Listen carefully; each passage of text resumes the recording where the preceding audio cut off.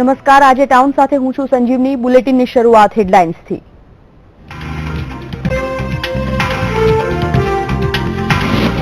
ભાવનગરમાં ખેલાયો ખૂની ખેલ, એક જ રાતમાં 4 હત્યા। તળાજામાં ટ્રિપલ મર્ડરથી ચકચાર, પોલીસના ચાંપતા બંદોબસ્તથી સ્થિતિ કાબૂમાં।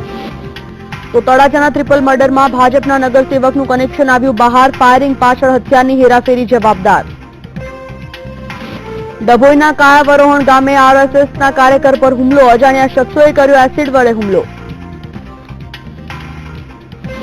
દશેરા પહેલા ઠેર ઠેર દરોડાની કાર્યવાહી, અમદાવાદ, રાજકોટ, વડોદરામાં ફાફડા, જલેબી અને મીઠાઈની દુકાન પર પડાયા દરોડા। બોટાદમાં વિદ્યાર્થીનીઓનો મરાયો માર, 10 થી 15 વિદ્યાર્થીનીઓને બસ મોડી આવવાને કારણે અપાઈ ધમકી। અને નવલા નોરતાનો આજે છેલ્લો દિવસ, છેલ્લા દિવસે ઝૂમી લેવા ખેલૈયાઓ તૈયાર।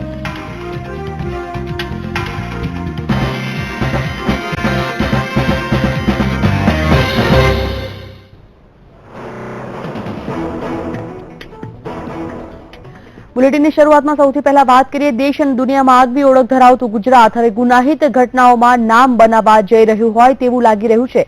ગુજરાતના ગુનાના ગ્રાફની જો વાત કરવામાં આવે તો દર 3 કલાકે એક હત્યાની વારદાતને અંજામ અપાઈ રહ્યો છે, તો બીજી તરફ પોલીસની કામગીરી પર પણ અનેક સવાલો ઊભા થઈ રહ્યા છે।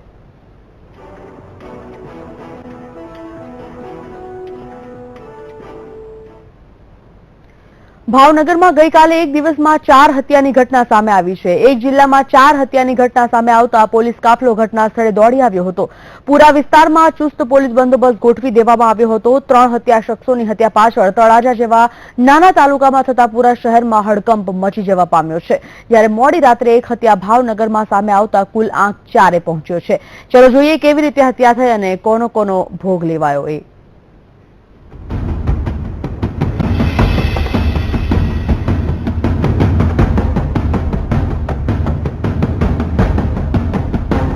ભાવનગર શહેર ગુજરાતનું શાંત શહેર છે।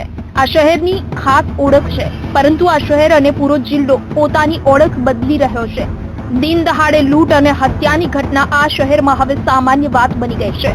તેવામાં ગઈકાલે આ જિલ્લામાં 4 હત્યાની ઘટના સામે આવતા પૂરા જિલ્લામાં હાહાકાર મચી ગયો। તળાજામાં ફાયરિંગની ઘટના, 3 લોકોની હત્યા, રવિવાર બન્યો લોહિયાળ। ગઈકાલે આ ઘટના તળાજા શહેરમાં ઘટી। મોડી રાત્રે સામે આવેલી આ ઘટનાને કારણે પોલીસ પણ દોડતી થઈ ગઈ। તળાજાના ગુલુભાઈ ભુરાણીની વાડીમાં રહેતા મુસ્લિમ પરિવારના ઘરમાં હથિયારો મૂકવા જેવી બાબતે બોલાચાલી થતા ગુલુભાઈ ભરાણી અને તેના પુત્ર નૈશાદ અને નહાલે ટોળાની મદદ લઈ હુમલો કર્યો। થોડી વારમાં લોકોના ટોળા ઘટના સ્થળ પર ઉમટી પડ્યા। ફિલ્મી ઢબે ફાયરિંગ થતા પ્યાર અલી અલારખભાઈ માધવાણી, અલી હુસેન પ્યાર અલી માધવાણી, અબ્બાસ અલી પ્યાર અલી માધવાણી આમ 3 લોકોના મોત થયા। મૃતકમાં એક પિતા અને 2 પુત્રોનો સમાવેશ થાય છે। એક જ ઘરના 3 સભ્યોના મોત થતા પૂરા વિસ્તારમાં ભારેલા અગ્નિ જેવી સ્થિતિ પેદા થઈ। આ ફાયરિંગની ઘટનામાં મહેંદી હુસેનને ગંભીર ઈજા થતા તેને હોસ્પિટલમાં દાખલ કરવામાં આવ્યો। આ ઘટનાના પગલે પોલીસના ઉચ્ચ અધિકારીઓ સહિતનો કાફલો ઘટનાસ્થળ પર દોડી આવી તપાસ આરંભી। આ ઘટનામાં એક જ પરિવારના 3 સભ્યોના મોત થયા છે। પરિવારજનોનો આક્ષેપ છે કે ગુલુભાઈ ભુરાણી અને તેના પુત્રો કોમવાદી માનસ ધરાવે છે અને તેના ઘરમાં હથિયારો મૂકવા ન દેતા બનાવ બન્યો। જૂની અદાવત રાખી હતી, કેમ કે અત્યારે ગુલાભાઈ ભુરાણી છે એ મોટા આતંકવાદી છે। આતંકવાદીના હથિયાર એની પાસે બોમ્બ, અમુકમાં જે આવતા હોય હથિયારો બધા જીવલેણ જે દેશની માટે ઓલું થઈ શકે એવા એની પાસે હથિયારો છે। એમાં અમારા જૂના ઘરમાં એ લોકો મૂકવા આવતા હતા, તો મારા પપ્પાએ ના પાડી કે અમારા ઘરમાં તમારે મૂકવા નહીં આવવાનું। તે એણે કીધું કે હવે હું તને જોઈ લઈશ, કે હું તો મોટો માણસ છું, તને દુનિયામાં જીવવા જેવું નહીં રહે। તેદુની દાલ રાખીને હજી ગયા વર્ષે મારા ભાઈને માર્યો હતો અને દુનિયામાં જીવવા નહીં દે। આ વર્ષ થયું ત્યાં મારા ભાઈને, મારા 2 ભાઈઓ અને મારા પપ્પાને બંનેને મારી નાખ્યા। કોણે કર્યું ફાયરિંગ? પોલીસ વડાએ લીધી મુલાકાત। ભાવનગરના તળાજા ખાતે બનેલા આ ટ્રિપલ મર્ડરની ઘટનાને લઈ પોલીસ કાફલો ઘટના સ્થળે દોડી આવ્યો। ભાવનગર જિલ્લાના પોલીસ વડા દીપાંકર ત્રિવેદી પણ તળાજા દોડી આવ્યા। ગુલુભાઈ ભુરાણી અને તેના પુત્રોએ નૈશાદ અને નિહાલ તેમના ઘરમાં અનેક હથિયારો રાખતા હોવાની વાતને લઈ પોલીસ પણ ચોંકી ઉઠી। અને હથિયારો શોધવા માટે કવાયત હાથ ધરી છે. ફાયરિંગ કરનારામાં જેનું નામ ખુલવા પામ્યું છે તે નિહાલ તળાજા ભાજપનો કાર્યકર અને અગાઉ નગર સેવક પણ રહી ચૂક્યો છે. ગુલાભાઈ હાથમાં રિવોલ્વર હતી. એ લોકોએ ફાયરિંગ કરી બધાને માર્યા અને જ્યાં સુધી જીવ ન ગયો મારા ભાઈઓ મારા પિતાનો ત્યાં સુધી અમને બાજુમાં આવવા દેતા નહોતા. એટલે એની સામે એવી કાયદેસર કાર્યવાહી કરો કે જિંદગીમાં હું પણ આખી દુનિયામાં એ ફેલાય છે કે એને એવી સજા થાય ને તો બીજું કોઈ માણસ કરી ન હોગે અમારી સાથે, કેમ કે હવે અમારો કોઈ જેન્ટ્સ લોકો નથી અમારી સાથે. માધવાણી સારવાર હેઠળ છે. હાલે ખોજા સમાજનો જ બનાવ હોય, અંદરો અંદરની માથાકૂટના કારણે આ બનાવ બનેલો હોય. ફરિયાદની અને ઇન્ક્વેસ્ટની પ્રક્રિયા ચાલુ છે. કેટલા રાઉન્ડ ફાયર થયું છે કઈ જાણવા મળ્યું છે? પીએમ પછી જાણવા મળશે, પીએમ થયા પછી. બાળકો ડખો શું તો કઈ ખબર પડી? ના, એ હજી ખ્યાલ નથી આવેલો. ભાવનગરમાં વધુ એક હત્યા. એક દિવસમાં 4 હત્યા. ગઈકાલે ભાવનગર શહેરના કુંભારવાડા વિસ્તારમાં મોડી રાત્રે એક યુવકની હત્યા કરવામાં આવી, જેના કારણે ફરી ભાવનગર શહેર અને જિલ્લામાં ભયનો માહોલ પેદા થયો. ભાવનગરના કુંભારવાડા વિસ્તારમાં રહેતા પરેશ અરવિંદભાઈ ગોહિલની હત્યા થતા કુંભારવાડા વિસ્તારમાં અરેરાટી ફેલાઈ ગઈ. અક્ષય મકવાણા અને ધીરુ ઉર્ફે દાઉદ નામના શખ્સોએ પરેશભાઈનું ઢીમ ઢાળી દીધું. પ્રેમ સંબંધને કારણે પૂરી ઘટના સામે આવી છે. પોલીસે પૂરા મામલે બંને આરોપી સામે હત્યાનો ગુનો નોંધી તપાસ હાથ ધરી છે. હાલ બંને આરોપી ફરાર છે. શું કરે છે ભાવનગર પોલીસ? ભાવનગર જિલ્લામાં ખૂન, લૂંટ અને મારામારીની ઘટના હવે સામાન્ય બની ગઈ છે. પોલીસનો ખોફ લોકોના મગજમાંથી દૂર થઈ ગયો છે. માથાભારે અને લુખ્ખા લોકો થોડા દિવસે આવી ઘટનાને સતત અંજામ આપી રહ્યા છે, જ્યારે પોલીસ પૂરો તમાશો જોઈ રહી છે. ટ્રિબ્યુનલ માટે કેમેરામેન મયુર દવે સાથે નીતિન સોની, વીટીવી ન્યૂઝ, ભાવનગર. અમદાવાદમાં કૃષ્ણનગર વિસ્તારમાં હત્યાની ઘટનાએ આકાર લેતા પોલીસ દોડતી થઈ ગઈ છે, જેમાં પોલીસ તપાસમાં બહાર આવ્યું છે કે મસાલો ખાવા જેવી નજીવી બાબતે નેહલ વનકરે ઉશ્કેરાટમાં આવીને કૃણાલ પટેલની હત્યા કરી નાખી હતી. ત્યારે ફરાર આરોપીને પોલીસે ગણતરીના કલાકોમાં ઝડપી પાડ્યો હતો. કૃષ્ણનગરમાં જય અંબે અપાર્ટમેન્ટ ખાતે રહેતા બંને યુવાનો પાડોશી મિત્રો હતા, ત્યારે કોઈ બાબત પર બંને વચ્ચે થયેલી તકરાર કૃણાલ પાટીલના મોતનું કારણ બની ગઈ છે. ઈરાદાપૂર્વક હોય એવી રીતે છરી નહીં લાયો અને એની ઉપર તરત હૃદયની અંદર ઘા કરે. અત્યારે તમારી શું માંગણી છે? પિતા તરીકે તમે શું ઈચ્છો છો? પિતા તરીકે હું એ જ માગણી મારી કરું છું કે ગુજરાતની અંદર જે યુવાઓના રોજે રોજ આપણે નવી નવા સાંભળીએ છીએ કે જેથી કરીને આવા વિદ્યાર્થીઓના આવી રીતે મર્ડરો થાય છે, તો હું સૌથી નમ્ર વિનંતી કરું ગુજરાત સરકારને કે આની ઉપર કંઈક સારા પગલાં લે. અંજાર શહેરના શાંતિધામ સોસાયટીમાંથી એક ચોંકાવનારી ઘટના સામે આવી છે. ચોરી કરવા આવેલ 2 ઈસમોએ એક યુવાનની હત્યા કરી નાખી. જો કે બંધ મકાનને તસ્કરો ચોરી કરવા આવ્યા હતા, જેથી પડોશીઓએ બૂમાબૂમ કરતા તસ્કરોએ યુવકની હત્યા કરી નાખી અને મૃતદેહને અંજાર હોસ્પિટલમાં પીએમ અર્થે ખસેડવામાં આવ્યો છે. સમગ્ર બનાવને પગલે પોલીસે હત્યાનો ગુનો નોંધી વધુ તપાસ હાથ ધરી છે. જો કે હજી સુધી ચોરીનો સામાન કેટલો ગયો તે માહિતી નથી મળી શકી. વડોદરાના ડભોઈના કાળાવરોહણ ગામે આરએસએસના કાર્યકરો પર એસિડ હુમલો કરવામાં આવ્યો છે. અજાણ્યા શખ્સોએ ભરત પટેલ પર એસિડ વડે હુમલો કરતા તેમને સારવાર માટે ખસેડવામાં આવ્યા હતા. ત્યારે પોલીસે ઘટના સ્થળે પહોંચી વધુ તપાસ હાથ ધરી છે.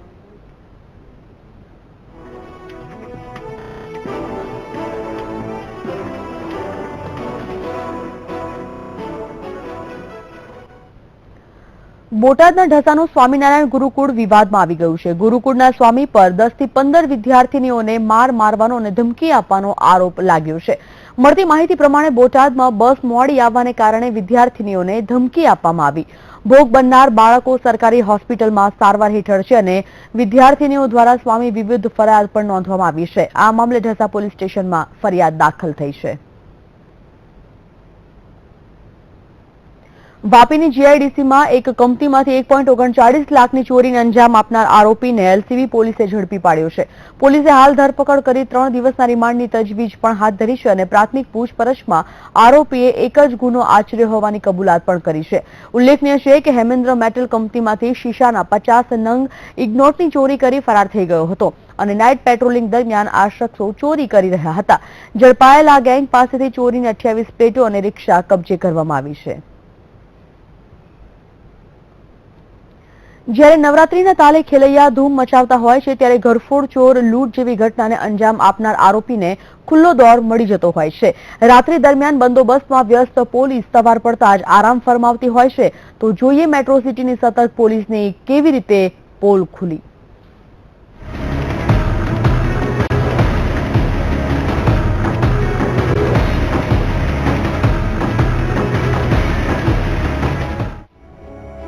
સતર્ક પોલીસ ઊંઘથી ઝડપાઈ. ગુનેગારોને મળી ગયો છે ખુલ્લો દોર. મેટ્રો સિટીની પોલીસ વગરની પોલીસ ચોકી. જ્યારે વીટીવીની ટીમે અમદાવાદના અલગ અલગ વિસ્તારની પોલીસ ચોકીની મુલાકાત લીધી ત્યારે જે નજારો જોવા મળ્યો તે નજારો જોઈને તમે એક ક્ષણ ચોંકી જશો. મેટ્રો સિટીની પોલીસ વગરની પોલીસ ચોકીમાં પહેલા આપણે વાત કરીશું એલિસ બ્રિજ વિસ્તારની છડાવાડ પોલીસ ચોકી. વીટીવીની ટીમ જ્યારે એલિસ બ્રિજ વિસ્તારની છડાવાડ પોલીસ ચોકીએ સવારના 9 વાગે પહોંચી ત્યારે કઈ આવો નજારો જોવા મળ્યો. પોલીસ સ્ટેશનમાં સુવાની વ્યવસ્થા હતી પરંતુ કોઈ પોલીસ ચોકીમાં મોજૂદ ન હતા. આવી જો ઘટના બને તો આમ પબ્લિકે જ એનું નિવારણ કરવું પડે એવું છે. બાકી પોલીસ તો ક્યાં દેખાતી છે નહીં. શું અને હેરાનગતિ પૂરેપૂરી થઈ ગઈ છે. શું આ માટે પોલીસ કમિશનરે પોતે પગલાં લેવા જોઈએ.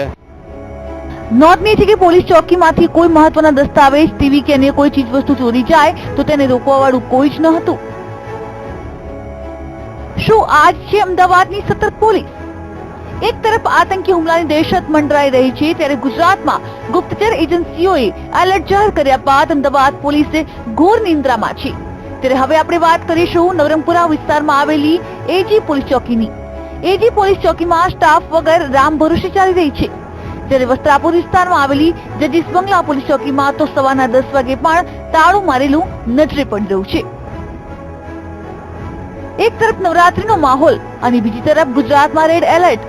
આમ નવરાત્રીમાં ઘટેલી ગુનાહિત ઘટનાઓની જો વાત કરવામાં આવે તો ગરફોડ ચોરીના 18 બનાવ, લૂંટ અને તફડંચીના 7 બનાવ, હત્યાના 3 બનાવ બની ચૂક્યા છે. રાત્રિ દરમિયાન બંદોબસ્તમાં વ્યસ્ત રહેતી પોલીસ શું એ વાતની જાણ નહીં હોય કે દિવસ દરમિયાન પણ કોઈ ગુનાહિત ઘટના ઘટી શકે છે?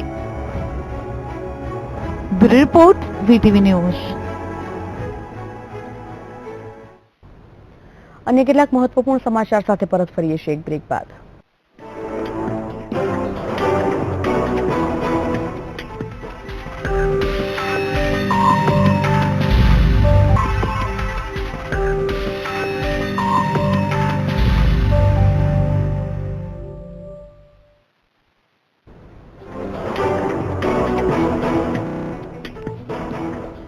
Welcome back. સમાચારમાં આગળ વાત કરીએ. નવરાત્રીના મહોત્સવમાં ગરબાની રમઝટ બોલાવવા ટેલિવુડની અભિનેત્રી અપરા મહેતા નવસારીના મહેમાન બન્યા હતા અને ખેલૈયાઓ સાથે ગરબાની રમઝટ પણ માણી હતી.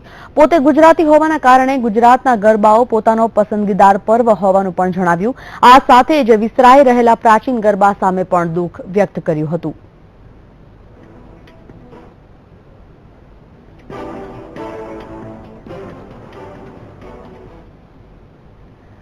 માં આદ્યશક્તિના પર્વ એવા નવરાત્રીના અંતિમ દિવસો ચાલી રહ્યા છે.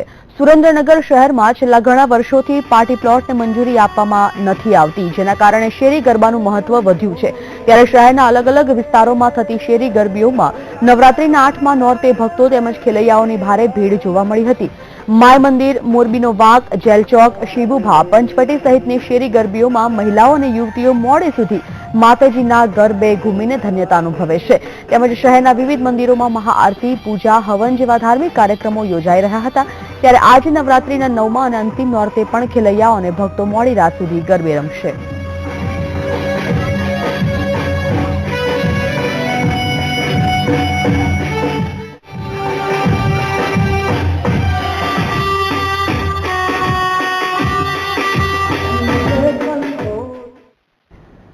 વીટીવી અને રેડિયો સિટી દ્વારા આયોજિત ગરબા પ્રીમિયમ લીગ 8મના દિવસે સુરત શહેરની વધુ 6 સોસાયટીઓમાં ગઈ હતી, જ્યાંથી 10થી વધુ ખેલૈયાઓની પસંદગી કરવામાં આવી હતી. જે ખેલૈયાઓ નોરતાના છેલ્લા દિવસે મેગા ફાઇનલમાં ભાગ લેશે, જેમાં વિજય થનારને ઇનામો પણ અપાશે. બીજી તરફ વીટીવીએ ગુજરાતી ભટાર રોડ પર આવેલ શીતલ કોમ્પ્લેક્સ અને સગ્રામપુરા વિસ્તારમાં આવેલી હીરા મોતી સ્ટ્રીટની મુલાકાત પણ લીધી હતી અને ત્યાંના ખેલૈયાઓએ પણ ગરબે ઘૂમી રંગ જમાવી દીધો હતો.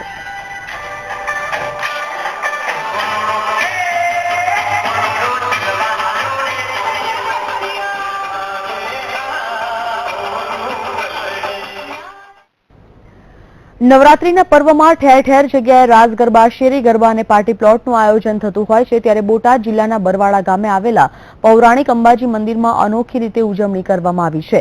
અહીં રાસ ગરબા લેવામાં આવતા નથી, પરંતુ આખા મંદિરને લાઇટ ડેકોરેશન કરવામાં આવે છે. આ ઉપરાંત દેવી દેવતાઓની મૂર્તિઓ પણ ગોઠવવામાં આવે છે, જે પ્રાચીન સંસ્કૃતિને ઉજાગર કરે છે, જેને જોવા રોજ મોટી સંખ્યામાં લોકો ઉમટી પણ પડતા હોય છે.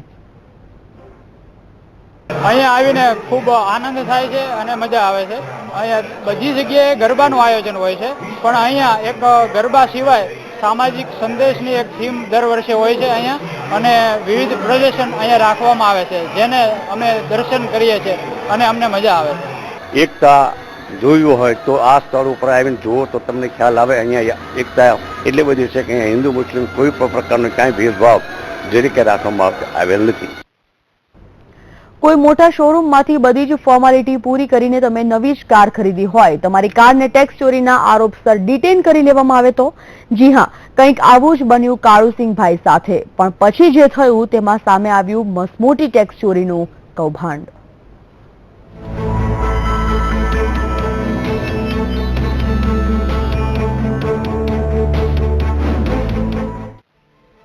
આ છે દહેગામમાં રહેતા કાળુસિંહ, જેમણે 4 સપ્ટેમ્બર 2015 રોજ જાણીતા કારના ડીલર એવા પોપ્યુલર વ્હીલર્સમાંથી વે કાર ખરીદી. 4 થી 5 મહિના પછી તેઓ પરિવાર સાથે બહાર નીકળ્યા ત્યારે અચાનક જ તેમની કાર ડિટેન કરવામાં આવી. અને મને પેલો મેમ પેલો આલી જ નહીં કશું કોટેશન બોટેશન આવું ગાડી પાર્કિંગ કરવા માટે. પછી મેં મારી ગાડી છે ને 7-8 મહિના ફરી તો જ બીકથી જ ફેરવતા હતા. અને એક દિવસ અમે એટલે કંકુતરી લઈને મહેસાણા ગયા હતા, અને મહેસાણાથી વળતા રિટર્નમાં આવતા નારદીપુર પોલીસ સ્ટેશન ખરું ને, ત્યાં અમારી ગાડી ડિટેલ થઈ. ગાડી ડિટેલ થયા પછી અમે તો પોલીસ સ્ટેશનમાં જ્યાં પોલીસ સ્ટેશનવાળાએ એવું કહ્યું કે તમારી ગાડી છે એવું સાબિત કરવા માટે તમારા ગાડીના તમામ કાગળિયો જોશે, અને કાગળિયો લાવશો તો જ થશે. તો મને આરટીઓનો જ મેમો આલે છે ભાઈ. કાર ડિટેન થતાં જ કાળુભાઈ ચોંકી ઉઠ્યા અને તેમણે કાર છોડાવવાની પ્રક્રિયા શરૂ કરી. આ દરમિયાન જ તેમની સામે ઘણી ચોંકાવનારી વાતો સામે આવી. જોયો અને એના કાગળિયા પર મને આ ગાડીનું રજીસ્ટ્રેશન થયું નહીં. એટલે આરટીઓના મેમો કેવી પટેલ સાહેબે આ જોન કરી મને કે તમારું ગાડીનું રજીસ્ટ્રેશન થયું નહીં. એટલે જે આરટીઓનો મેમો આવશે ને તમારે ભરવો પડશે. એટલે મારા જોડે પૈસા એમને ભરાઈ દીધા પછી ગાડી પોલીસ સ્ટેશનમાં જ્યાં પછી હું છોરાઈ દીધી ગાડી. સમગ્ર કૌભાંડની વાત બહાર આવતા જ આરટીઓની મદદથી જ્યારે કાળુસિંહે ગાંધીનગરના સેક્ટર 7ના પોલીસ સ્ટેશનમાં ફરિયાદ નોંધાવી. ફરિયાદ નોંધાતા જ પોપ્યુલર શોરૂમના માલિકોએ કાળુસિંહને યેનકેન પ્રકારે ફરિયાદ પાછી ખેંચવા મનાવવાનો પ્રયાસ કર્યો. એટલે આરટીઓ તરફથી મને મદદ મળી કે તમે ખેડૂત છો, ખેડૂત તરીકે તમને અનુભવ નથી, અને આ લોકોએ જે ચીટિંગ કરીને પાછું બિલ આલે ને જે મને તેને ખોટો આલે, પાછું બિલ ખોટો આલવાના કારણથી જે લોકોએ અમારી ભૂલ છે જ નહીં. આ જે તમારો ડીલર મળ્યો એને તમારા પૈસા વધારે લેવા માટે જ આખું આમ કરેલું, અને અમે તમે સહી કરી દેલા તમારી ગાડી તમારે થઈ જશે. અને મારા જોડે 700 રૂપિયા વધારે આવ્યા છે. 782 નો ચેક આલે તો મને મેં 782 નહીં, મારા તો લગભગ લાખ 1.5 લાખ ઉપર જતા રહ્યા પૈસા. એટલે તમારી કહેવાથી હું કોઈ દા સહી કરું નહીં, પૂરેપૂરો ન્યાય નહીં આવે તો સહી નહીં કરું. હાલ તો આ મામલે પોલીસે પણ તપાસ શરૂ કરી છે. ત્યારે કાળુસિંહે હવે ન્યાય જલ્દી મળે તેવી આશા રાખી રહ્યા છે. કેમેરામેન નિલેશ પટેલ, પ્રવીણ વાઘેલા અને હિરેન શાહ સાથે મયુર Mewada, VTV news, Ahmedabad.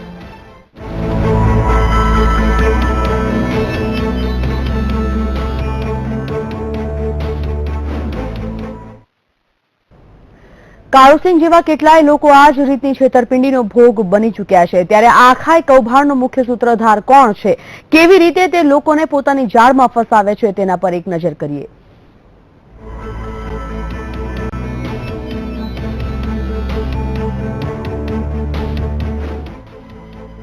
Popular auto શોરૂમના માલિક છે જશુ પટેલ.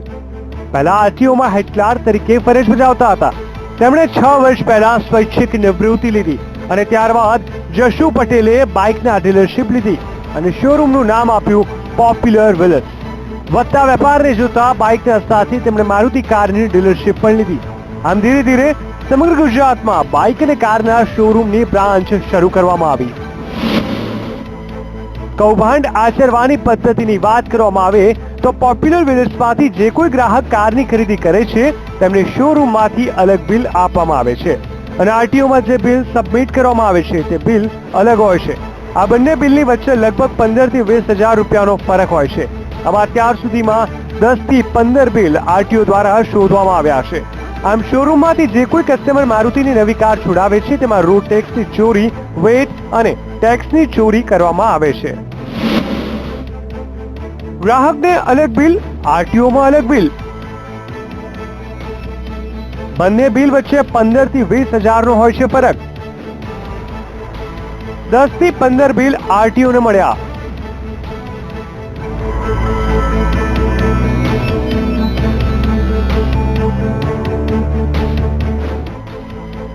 આ સમગ્ર કૌભાંડ જ્યારે આરટીઓના સામે આવ્યું ત્યારે આરટીઓ દ્વારા ગાંધીનગરના સેક્ટર 7 પોલીસ સ્ટેશનમાં ફરિયાદ કરવામાં આવી છે.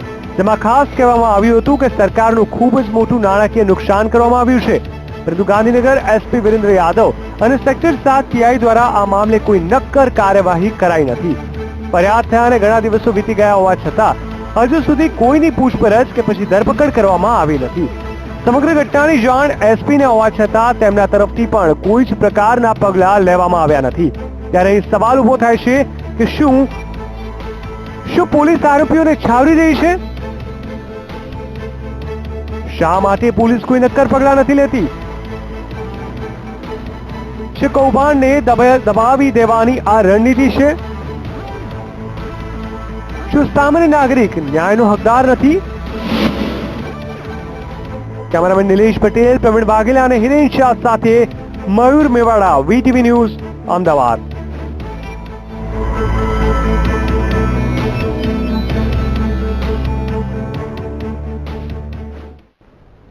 આ સાથે જ બુલેટિનમાં રોકાઈએ છીએ વધુ એક બ્રેક માટે.